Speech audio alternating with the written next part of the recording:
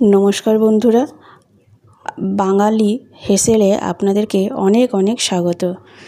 आज आमी आपनादेरके शेयर करब अनुष्ठान बाड़ीर एचोड़ेर रेसिपि। चलुन ताहले एचोड़टाके आमरा केटे निई। आपनारा एखाने दुटो एचोड़ देखलेन, किन्तु आमी एकटाई रान्ना करब। एचोड़टाके देखलेन आमी भाग करे निये जले दिये दिलाम। एते कि होबे आमार हाथे आटाटा जड़ाबे ना। हाँ, आमी एचोड़टा काटा शुरू करार आगे आमार हाथे सामान्य तेल माखिए निएछिलाम। एबार आमी एचोड़टाके काटबो और जले देब। एते सुविधा होबे, आमार हाथे आटाटा लागबे ना।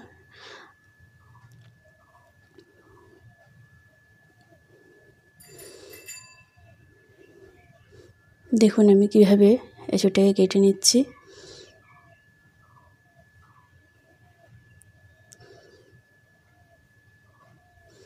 এইভাবে ফালি করে করে জলে দিলে হাতে আর আঠাগুলো লাগবে না। আমি এইভাবে ছাড়িয়ে নিলাম। আমি এঁচড়গুলোকে ধুয়ে কেটে পরিষ্কার করে নিয়েছি।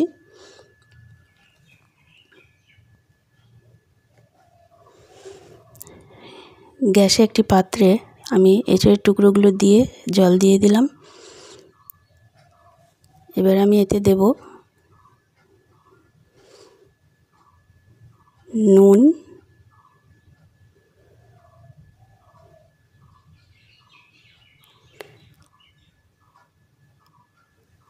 আর দিয়ে দেব কিছুটা হলুদ।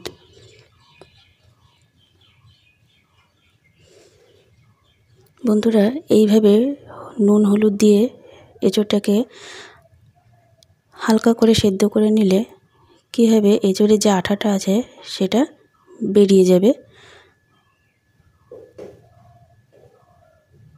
তাতে এঁচড়টা খেতে ভালো লাগবে। আমি এবার এটা ঢাকা দিয়ে সেদ্ধ করতে বসিয়ে দেবো।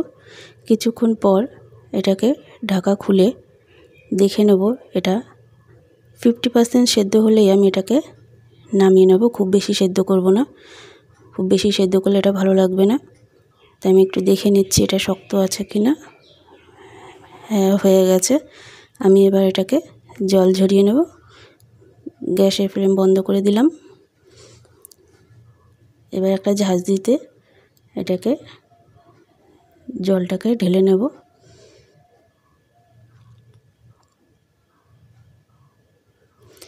ব্যাস, আমার সব জল পড়ে গেছে।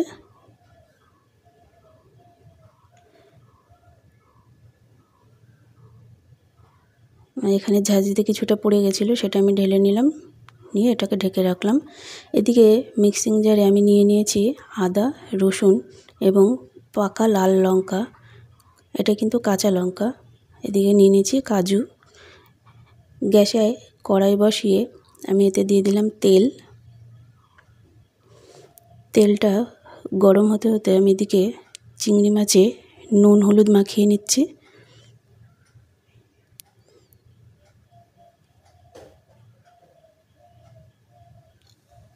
আমি এখানে 300 গ্রাম মতন চিংড়ি মাছ নিয়েছি। এগুলো নুন হলুদ মাখিয়ে তেলে ছেড়ে দিলাম। বন্ধুরা, আমি চিংড়ি মাছগুলো খুব বেশি ভাজবো না। খুব বেশি ভাজলে চিংড়ি মাছগুলো শক্ত হয়ে যাবে, তাতে খেতে ভালো লাগবে না। তাই আমি খুব বেশিক্ষণ ভাজবো না। চিংড়ি মাছগুলো ভালো করে গুটিয়ে গেলেই নামিয়ে নেব। দেখুন বন্ধুরা, মোটামুটি হয়ে এসছে। আর একটু নাড়াচাড়া করব।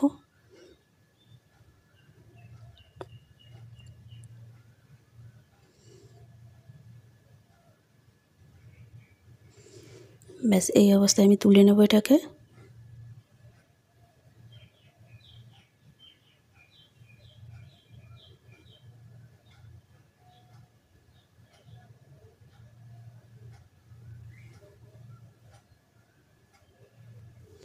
তেলে দিয়ে দিলাম তেজপাতা আর গোটা গরম মশলা দেবো। আমি এলাচগুলোকে ফাটিয়ে নিয়েছিলাম। ব্যাস, তেলে দিয়ে দিলাম। এবার এখান থেকে একটা সুন্দর গন্ধ ছাড়লেই এতে আমি দিয়ে দেবো পেঁয়াজ।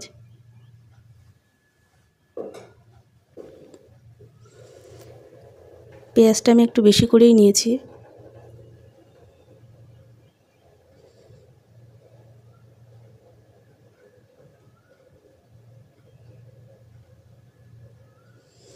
পেঁয়াজগুলোকে ভালো করে ভেজে নিতে হবে, একটু লাল লাল করে ভেজে নেবো আমি। পেঁয়াজ ভাজাটা করতে একটু সময় লাগবে।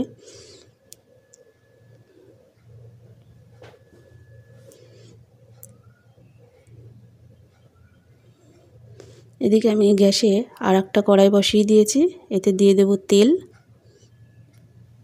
বন্ধুরা, ওইদিকে পেঁয়াজ ভাজা হতে হতে আমি এদিকে ভেজে নেব আলু।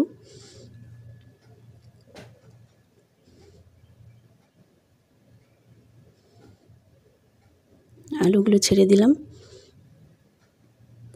পেঁয়াজটাকে আরেকটু নেড়ে নিলাম।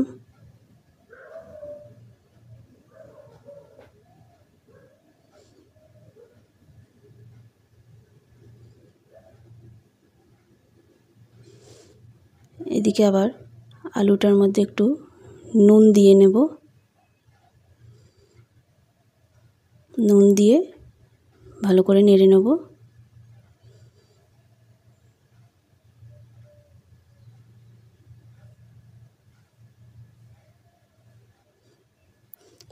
পেঁয়াজটাকে আবার ভেজে নেব, উল্টে পাল্টে নেব।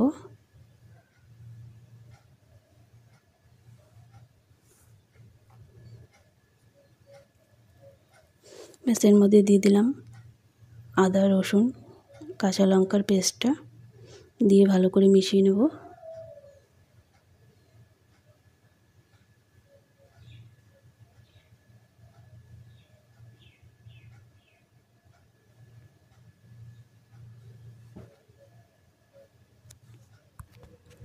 আলুতে দিয়ে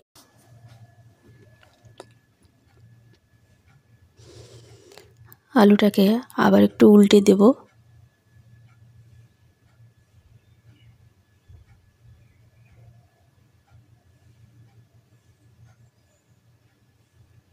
মশলাটা ভালো করে কষাতে হবে বন্ধুরা। এর মধ্যে দিয়ে দিলাম নুন। এখানে আমাকে মাথায় রাখতে হবে আমি সেদ্ধর সময় নুন দিয়েছিলাম, তাই সেইভাবে বুঝে আমাকে নুনটা দিতে হবে। দিয়ে দেবো হলুদ,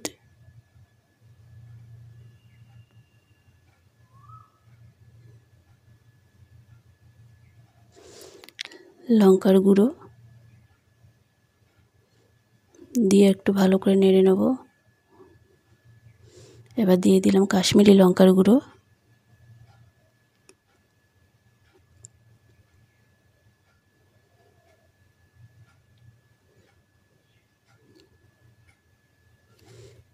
জিরের গুঁড়ো,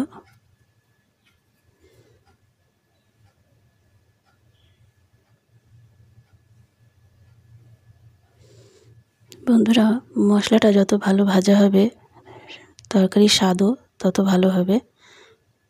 তাই মশলাটাকে আমি একটু ধরে ধরে কষিয়ে নেব। সামান্য জল দিয়ে দিলাম।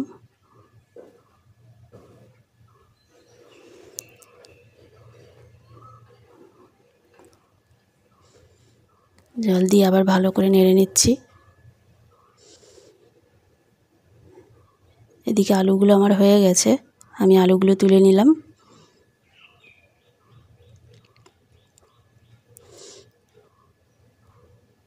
এর মধ্যে দিয়ে দেবো সেদ্ধ করে রাখা এঁচড়। এঁচড়গুলো দিয়ে আমি একটু ভাজা ভাজা করে নেব। এতে আমার আগে থেকেই নুন হলুদ দেওয়া ছিল, তাই আমি এতে আর কিছু দেব না, জাস্ট ভাজা করে নেব। এদিকে মশলাটাকে আমি আবার ভালো করে নেড়ে নেব। দিয়ে দিলাম কাজু বাটা,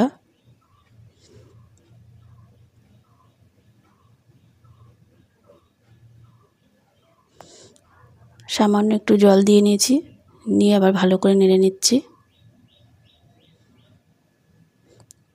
দিয়ে এতে দিয়ে দিলাম ভেজে রাখা আলুগুলো। আলুগুলো একটু শক্ত আছে, তাই আমি আলুটা আগে দিয়ে দিলাম। দিয়ে কিছুক্ষণ এটাকে ফুটিয়ে নেব যাতে আলুটা সেদ্ধ হয়ে যায়।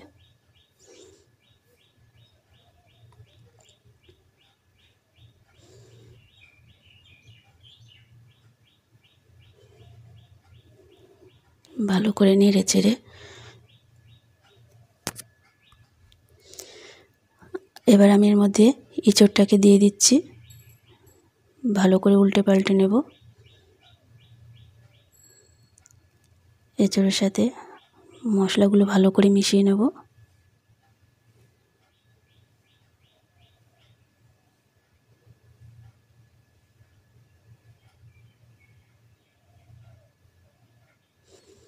বন্ধুরা, এইভাবে এঁচোড় রান্না করলে দেখবেন এটা খুব ভালো লাগবে খেতে। এতে সামান্য চিনি দিয়ে দিলাম,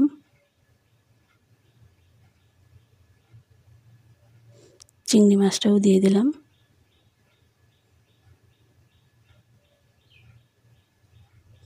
দিয়ে আবারও উল্টে পাল্টে ভালো করে নেড়ে নেব।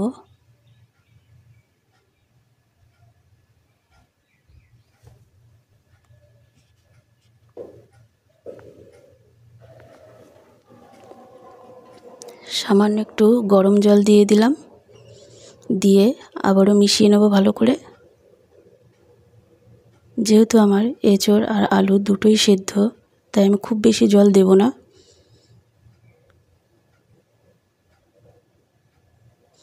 কিছুক্ষণ ফুটতে দেবো এটাকে।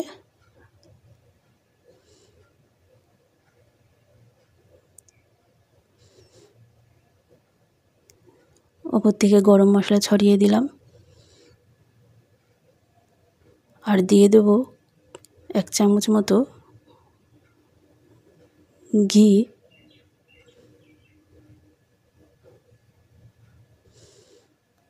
দেখুন বন্ধুরা, আমার এই এঁচোড়টার কালার কত সুন্দর হয়েছে। ব্যাস, আবারও ভালো করে নাড়িয়ে নেব।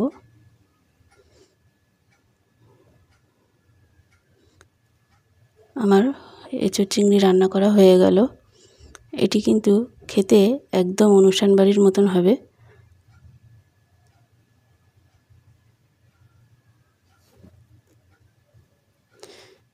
গ্যাস বন্ধ করে দিলাম। বন্ধুরা, আমার এই রেসিপিটি যদি আপনাদের ভালো লেগে থাকে তাহলে অবশ্যই আপনারা বাড়িতে ট্রাই করে দেখবেন। আমি সার্ভ করে নিলাম একটি বাটিতে।